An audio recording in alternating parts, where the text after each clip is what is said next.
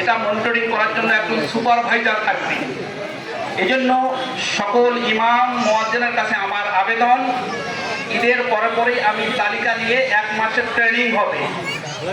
এই ট্রেনিং হওয়ার পরেই তাদেরকে সেট করে দেওয়া হবে। অর্থাৎ প্রত্যেকটা মসজিদে যে মক্তব রয়েছে ওই মসজিদে মক্তব্য থাকবে, কিন্তু আমরা বেতনটা দেব। আমি আশা করি এই বিষয়টা আপনারা আমাকে সহযোগিতা করবেন। বিশেষ করে 40 জনকে এই ব্যবস্থা করা হবে। এই বেলতে আমাদের বেল থেকে শুরু করে পঞ্চপুকুর, এটা আবার আপনাদের যারা প্রয়োজন আমাকে জানাবেন, ইনশাআল্লাহ এটা ব্যবস্থা করা হবে ইনশাআল্লাহ। এটা শুভ সংবাদ। এই বিষয়টা বিশেষ করে মসজিদ কমিটির কাছে বিশেষ অনুরোধ রাখছি।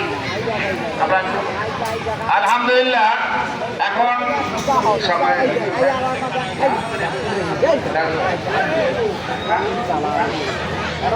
আসসালামু আলাইকুম।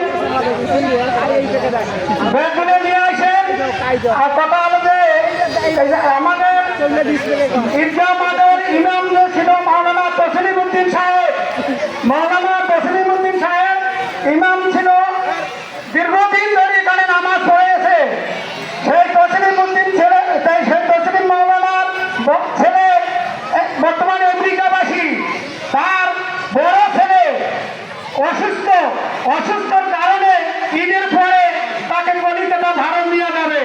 তার জন্য তার বাবা সব মুসলিমের কাছে দোয়া চাইছে, কিন্তু ময়দানের জন্য কিছু যে উপকৃত করবে আমি সে কথা দিতে পারছি না। তার ছোট ছেলে রজুল্লাহ এখানে আসছে, তাকে ডাকেন, সে গিয়ে আমাদের ময়দানে দিবে।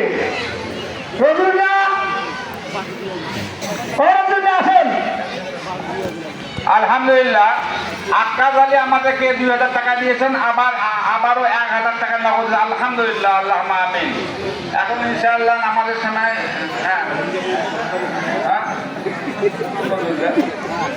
আচ্ছা, প্রফেসর সাহেব ওজুল্লাহ ভাই কোথায়? আলহামদুলিল্লাহ আমার হোম জনাব সর্দার জনাব ছেলে না, তার ভাতিজা আব্দুল খালেক জামাই মুজাদুল জানো না, ওনার জামাই প্রিন্সিপাল আব্দুল খালেক একটা সওয়াল দান করে। আল্লাহ আমিন। কে বলে মৌলবি দান না করে? মৌলবি বলে খালি খায়, বলে খায়। মৌলবি বেশি দান করে ইনশাআল্লাহ। আচ্ছা ওজুল্লাহ ভাই কোথায়? ভাইকে বলে ভাতিজা